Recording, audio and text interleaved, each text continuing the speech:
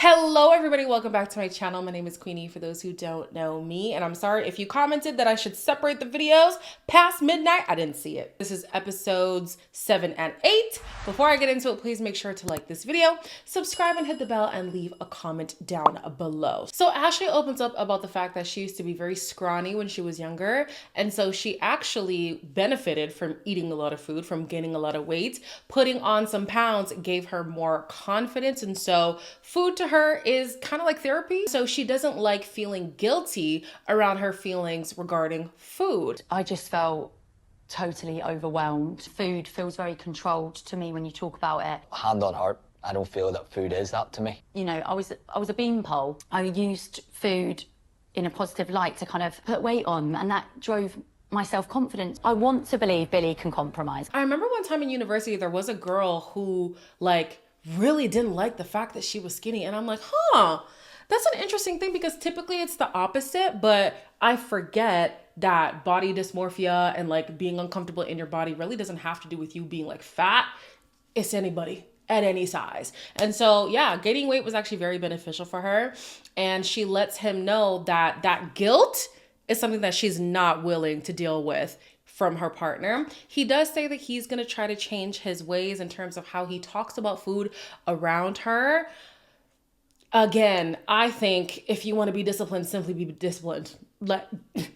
Don't eat the cake. Don't eat the cheese. Don't eat the onions. I'm only saying that because he's making it seem like it is by force that he has to eat the cake if it's in the fridge. You don't.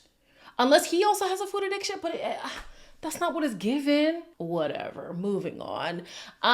They meet up with his dad, and they bring up the food thing again, saying that that's the biggest issue that they've had so far. But we know something that's looming over the both of them is the fact that she is an air hostess, okay? Apparently, this man said to his father that he'll be cool with matching with anybody so long as they are not an air hostess. So why the hell would you then partner up with an air hostess? It comes up yet again when she goes and meets with his mom and I think sister. I don't remember who that lady was. And again, he's like, oh, well, it's just so hard when she's gone for 3-4 days at a time. So why did you partner up with an air hostess? Back in the pods, didn't I say this man didn't have nobody else to pick? He was making it seem like it's this big decision. It's so hard for me. There was nobody else really checking for Billy like that. Sir, you knew this back then. Don't make it an issue now. Barta's friend comes around and she says that Barta means the world to her. So when she's talking to Jed, she's clearly on the defense. Should we do a little cheers? I don't think we should do it yet. Oh. Is this lost or what is it? Is that a question? Yeah, that is a Yeah, question. I'd say. Do you want a family? Yeah. Do you want kids? Yeah. Have you had an argument yet? It's just been so easy, so natural. We've been so lucky with our journey. I've heard you say this before. I get looking out for your friend, okay? I don't understand why then you wouldn't take the stance of trying to get to know this person compared to giving them the third degree. If anything, you're putting that other person's defenses up, and they might come across as somebody who they're not intending to be because you're putting on the pressure. This is the path that Miss Girl chose. She does, however, say that she thinks that they could be a good couple. She could see the future between them outside of the fact that they have yet to have an argument. Unless, because based on that preview, it seems like they actually did have a fight, like a for real fight. Unless there was something looming that they just didn't want to address and then it blew up in their face, I don't think every disagreement, every point of contention has to be a blow up for you to say, okay, then you've had an argument and you really can, navigate through things because you've gone through that really hard thing. I don't think it ever has to be like that. I'm even thinking of my parents. They've been married almost 40 years. And my mom was the first real argument, the first real fight they had was 2 years ago. But before that, they was peachy keen. So I'm just I don't think it has to be that to prove whether or not you're going to be good in the long run. Javan and Katisha head over to his home, which does look really nice. And, for a second, For a second, I was falling for the propaganda again. But then I remembered, the more Javan talks, the more he does a disservice for himself. You know the meme if I didn't get injured? Classic. Do you want to have a go? One of my main words is that we're both very independent, kind of aligning our schedules so that we can eat together. How frequently? It's important to you It's a to eat together. Yeah, it is. Every day. 7 days a week. No, I don't know. Sometimes I work late. Well, That's what I do. I usually eat late anyway, to be How fair. late? Like 9, 10 o'clock. Oh, I'm in bed by 10 o'clock though. The girl says she wants to spend more time with you. How the hell did you find a way to make that an issue? Oh, well, you know, sometimes I'm just not going to be around. And are you going to be okay? Oh my gosh. She wants to hang out with her fiance, with a guy that she could potentially be in love with. And you're finding issue. Seek help, Javan. Oh my gosh. Like, I was reading one of the comments and somebody said I was going to be pissed off with Javan. Honestly, I just pity him, to be honest with you. I really do. I really, really do. These two are like two peas in a pod. They're both going to struggle with experiencing real love because they get in their own way. With Katisha, she wants to fantasize about what good could come out of a shitty situation, knowing that it's shitty to begin with. Like, Miss Girl, she's like, oh yeah, well, he was so mysterious and so closed off in the pods. And so why did you think that that was something to invest in? It's only gotten worse since then. You wanted mystery. Well, baby, mystery solved. Your man is odd. Girl. And then with Javan, I don't know if you're ever going to experience true, like genuine, pure, wholesome love because you won't allow yourself to. He will not allow himself to. I honestly pity the both of them. It's sad to see. So she talks to his family and, you know, they've got a lot of questions, right? It was his mom and sister, I think. And the sister was like, yeah, he's a really hard nut to crack, to be honest with you. You might struggle. That communication piece for him. Especially because he's lost so much with his injuries and not being able to play anymore. Like, he just became very closed off. If the sister is telling you you're going to have a hard time, best of luck, sweetie. It is not lost on me that the thing that was intriguing Katisha is now showing her flames. That mystery, that elusiveness, that, you know, that was drawing her towards Javan, but now it is being highlighted and it's being emphasized the more time you spend with him, and you're realizing, that's a problem. We see a pattern of this all the time. That thing that people are drawn to at the beginning tends to be the thing that pisses them off the most at the end of their relationship. So everyone shows up at the mixer. It's the couples and the pod squad. Well, first it was the couples and the pod squad. People came little by little, right? And Javan is still talking about how he's not ready if he can marry Katisha. He's really just soft launching the breakup. I don't know why he's trying to make it seem like, oh, well, should I even proceed? Because I don't know if I love her. Will I get to the point of loving her? Can I marry her without loving her? What are we talking about here? What are we actually talking about here? Cut your losses. Leave the girl alone. You wanted to win, you won. You got the girl, okay? End of story. Badge of honor. Yay, good for you, Javan. Like, all of this like buildup would have been pissing me off. Like, if you're not ready, let me go. But also that's on Katisha too. Katisha, you knew this man wasn't ready. You knew this man was not willing to be communicative, to be vulnerable, to be present in your relationship. But you stuck around for what? Lord knows. Lord knows. Another girl who probably would have had a similar turnout is Anu. She comes in shortly after Spleen does. And you know, she's got a lot on her mind. She didn't want to hug him. And why does Jed go, oh, come on, Anu, come on. Jed, not too much. Anu should not be forced to hug anybody she doesn't want to hug. And he's acting like, you know, she made a whole big scene where she was just like, I'm good. Like, it's okay. That's totally fine. But anyways, we see Anu and Javan getting a little chummy. And I'm like, hold on, what's going on here? Then when Yolanda comes in, they're teasing about Yolanda stuff. And I was like, And then Demola comes in and they're just very kiki, chatty, some weird energy going on between them. I said, I do not like this. Not at all. So now that Demola is in the room, Javan has some words to share with him. You good? How are you? You good? Nah, it's been good, man. I think the whole process has been intense, isn't it? She always knew she had to make a decision. To change it in 24 hours, is that something you want to risk at like your wedding day? I just can't reconcile with them kind of movements, bro. A sporadic decision like that, then she's not for me. You're going to tell your parents, oh, by the way, she picked someone else 24 hours before, like... You can't take that step lightly, bro. Man signing documents, bro. The whole Katisha situation has made me think about things. Fall from grace, I tell you. Because what was this? What was the point of this? This does not give, I'm cheering you on, I'm rooting for you, I wish you all the best. It's not giving that. Demola, come on. From the time that he said, well, you know, good guys finish last, I said, well, wait now. I might not be as big of a fan as him as I thought I was, but anyways. The next person to come in is Sophie. She catches the eye of a few people, okay? Charlie is like, oh, she's hot. And then Kieran is like, you know, yeah, she's attractive. We obviously developed a really good connection, and you were a massive part of the entire journey for me, and date lots of people, and then you obviously have to yeah. I don't want anyone to manipulate you. I'm not that especially easily when they're acting manipulated. the way they are. I'm a little confused. I've seen so many sides of her that you've not seen. What's his name has an eye too? Javan has an eye too, but Kieran is like, you know what? I have to talk to Sophie. He has a conversation with her, and he's confused why everybody feels a way about Sophie because she's the exact same girl who he experienced in the pods.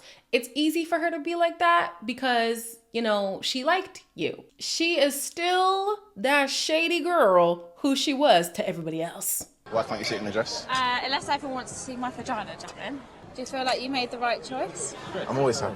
No, I said, do you think you made the right choice? Who you dating now? Absolutely not. What do I want from you? Yeah. Are you gonna say anything else or just stare at me? You're naughty, you know. You gotta stop. How's your child, Sophie? She's good banner. I'm gonna go bed. I'm going out. That damn Squidward laugh could be heard in China, okay? The man is so unserious. Why you see it for him, I don't know. I'm one of those people who, if you've watched me for a long time, you'll know. I think that in a lot of cases, responsibility can be taken on both sides. So I'm rarely gonna say, oh, so-and-so got played. I cannot say Katisha got played. I'm so sorry. I cannot say Katisha got played. The writing was on the wall. Yes, yes, his behavior is, you know, unsavory. But baby girl, there was enough from the pods for you to know this is not my man's. Megan is like, I don't like the way that he was interacting with all the women. I don't like how he was behaving when they later went out with everybody but Katisha because Katisha wanted to stay home. I kind of didn't like the fact that Kieran didn't back her up fully, you know? She was saying that she wants to call him out, and I get it when a girl says they want to call out one of the boys, one of your boys, it's always like, oh, why we gotta do that? Why we gotta create drama and stuff? But like, wrong is wrong. And Kieran's hang up is because he like recently became closer with Javan, and so he really doesn't want to rock the boat. Kieran, I'm gonna need you to step it up. He did, so thank you. But in this moment, I was like, Kieran, come on now. Back to the mixer, we have Anu and Spleen who finally have a face-to-face after their breakup in the pods. It would have been nice if you contacted me though, or sent me a message. You bring me joy. My parents would love you. You took the experience away from me, Patrick. So you bring me joy, but I'm not feeling it. Why not let me know early? Joy for the marriage. You're a liar. You're a liar. You're a liar. You're a performer, though. It's nice to hear you sing, actually. I am. Really, there's no way that me and you were meant to be together. Amen. Hallelujah. His spleen's being burst a bit here. I want to back you. I surely do. I surely do. But you're losing me, girl. Because why would you want the audience of a man who broke up with you in the pods in such an embarrassing way? Why are you now salty that he hasn't reached out to you since the pods? Literally, when she walked in, she said that she was underwhelmed by his appearance. That's the man who you want audience from? Girl. Furthermore, let's say she was actually attracted to him. From the time they were in the pods, there were plenty of moments where she would wince at the things that he was saying, knowing that she should speak up, knowing that she was uncomfortable, knowing that there was probably some compatibility incongruency, but she still stayed. Like, you knew this man was not for you. You knew. And one of y'all pointed it out too, probably more did, but I just saw one specific comment where they were like, the way that she's saying, you know, I'm such a staunch Christian, honestly, for the most part, you know, we do devotions all the time and I read my Bible every day and all of this, like she sounds like a staunch Christian. Why did you ever entertain somebody who follows his spleen as a spiritual whatever? Why? Like from the moment y'all were talking, you should have known I can't entertain this. But now you upset because he wasn't talking to you after the pods. For why? So Katisha has concerns about Javan meeting her family while he is hungover, right? He went out, he was doing his madness with the girls. She doesn't know that yet though. And he's like, well, I don't like the fact that you don't have faith in me. You don't think that I'll be able to conduct myself properly? She's never seen you in this state. What reference would she have to point to know that you are able to handle yourself even while being hungover? Either way, she says, Javan is not my past, so I'm going to give him the benefit of the doubt. Ugh, this girl got too many benefits for so many doubts, my Lord. Anyways, they meet up with the mama, and Katisha's mom was like to Javan, you know, you need to study my man because my man treats me like a queen. I've never gotten involved in her relationships before. How long have you been looking for someone? Maybe over the last 2 to 3 years. Look at how my man treats me. How would you say he treats you? I'm his queen. She is looking for somebody who treats her like he treats me. Nothing less than that will suffice. Okay. All right. I don't know. Anyways, Katisha says that the big roadblock they're facing right now is that communication aspect. Baby, if you cannot communicate with the man that you're planning to marry, maybe don't marry him. How about it? Sarova has been stressed about her family meeting Cal. They say that they are not fans of this experiment. She signed up for it. They did not. While they're getting ready to meet the mom and sister, honestly, I thought that the mom and sister weren't even going to come on camera, but they did. Cal is like, oh, I don't get why they're not as enthusiastic as my family was. When the girl was in the pods and she said that her strict Indian parents made it hard for her to date, why the hell would you think that they would be enthusiastic about this whole thing? Okay. They meet up. And at first I was like, Cal, are you good? What's so different and unique about Sarova? A couple of things, to be honest. That'd be good to hear. We're quite similar both, but obviously both into fitness. I'm going to be honest, I like the posh southern accent. So hopefully with this beautiful lady who's your daughter, want to settle down, want kids, family, all that. Good book, by the way. A lucky guy. No. Sarova says that she really wants her family to trust her decision-making skills. And I'm not going to lie, at the beginning of this conversation, I was like, well, it's not giving you made a good decision, okay? Cal wasn't really able to justify why he's ready for marriage, why they'd be compatible for each other. Like, he was kind of waffling a lot. But after a while, he did get a bit more confident. He did give them some reassurance. I think it helped, too, that Sarova was starting to chime in, because at first it seemed like she was just going to let him handle it. It has to be a tag team, baby. It has to be a tag team. That man was drowning when he was doing it by himself. The family does give their blessing. The mom like holds the hands and she's like, no, I'm ready for you guys. I'm putting that in. I don't even remember if that's what she said. But yeah, it was really nice to see them work it out. It was really nice to see them work it out. And then at the end, he's going to be like, oh, I don't even know why you were stressed. Were you not stressed before meeting the family? Okay, I'll take that as a little jokey joke. Later on, they have a date where he says he actually didn't expect them to be this far, because typically when he spends an extended amount of time with a woman, he actually starts to like them less. So this has been the best part of the experiment, the easiest part of the experiment, because he's growing, like his feelings for her are growing. And I'm thinking, yeah, that's great and all. She's flattered. And she's like, oh, I'm glad that you're saying it now and not earlier, because I probably would have just given you more space.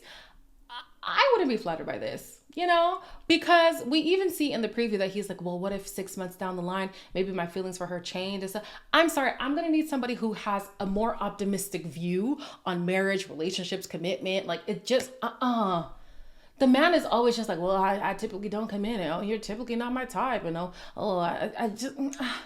And even the things that his brother said, Jed takes Barta to his home in Essex. He also has a nice house, and his is very minimalistic, so there's actually a lot of room for Barta to, just slide right in. She then meets his parents, and although his dad is down with a get down, his mama, not so much. I was just drawn to just how confident he was in himself as well. He's Early just days. so easy to talk to. Yeah, it worries me because you haven't experienced a lot together. I always try and think through everything, and they call me pessimistic, but... If Jed makes you happy and you make Jed happy, that's important. I'm optimistic. I don't like to think the bad things, always good things. Thank you. That means the world, honestly. Jed gives me the impression that he's gonna do whatever the hell he wants to do. He doesn't give a damn if his mama is being pessimistic. He's like, that's cool and all, but I found my wife. I'm talking about the little baby pictures we gonna put on the walls. I don't care. I don't care. Katisha then meets up with Megan, and she releases the clip. How did you feel about Jav going out after that? That was fine. Just because I did go out. Okay. He went straight to Sophie. I watched them get into a photo booth, but I didn't see any photo. Fuck off. Yeah, nothing. It's this convo that we had in the pod. Started talking to Yolanda. Started talking to Anu. What the fuck? Yeah, Yolanda makes me happy. What? He wasn't acting like you were fiancés. Oh my God. I'm going home. Why? Do you think I'm getting with Yolanda, or do you think I'm getting with Sophie? Is that what you think? Megan has no reason to lie. Why would she lie? I'll be so honest.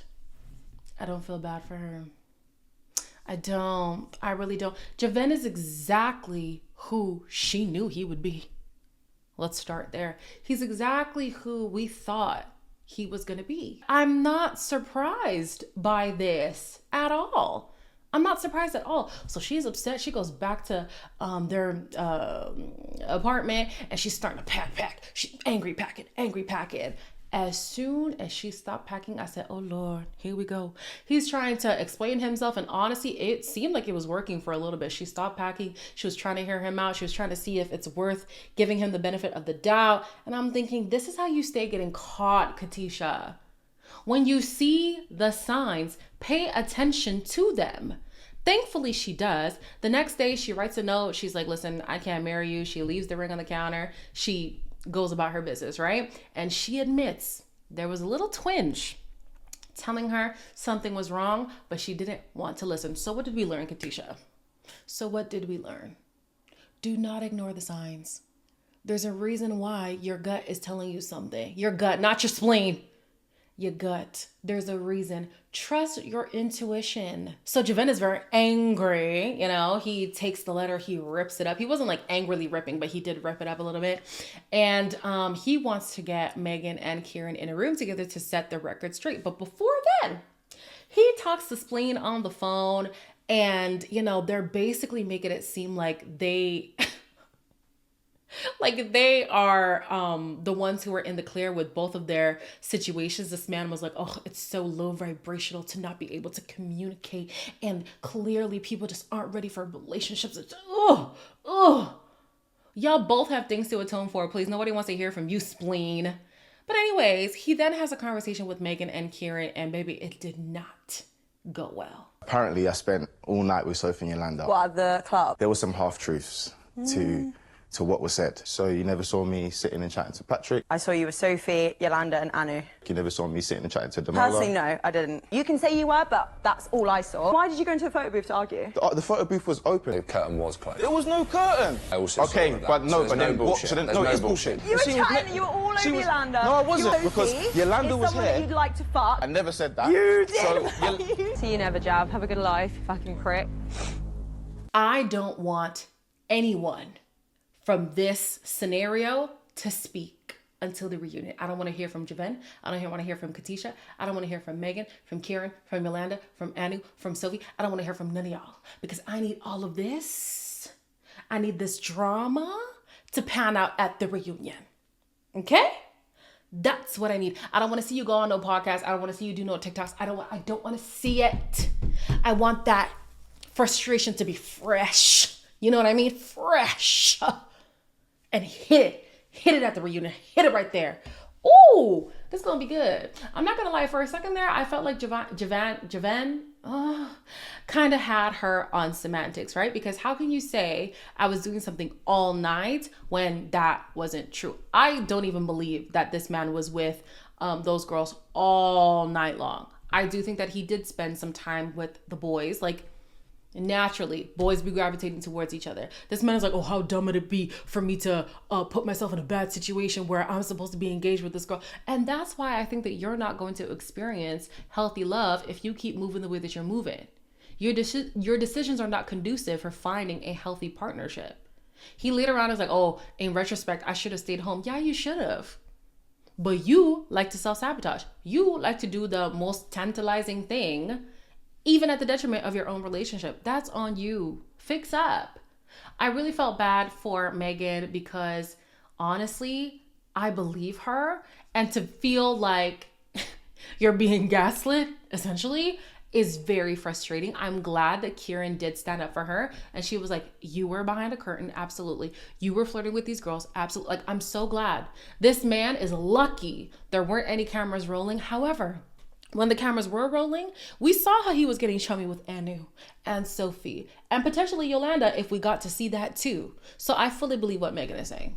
Fully believe everything she's saying. So we'll see what happens in this next episode. It seems like Jed and Barta get into an argument. Not my faves. Not my faves, please. Okay? And why are people ripping up papers at the altar? It gets breakup. It looks like nobody's going to be together at this point. But we'll see. As always, like, comment, share, and subscribe. And I'll see you in the next one.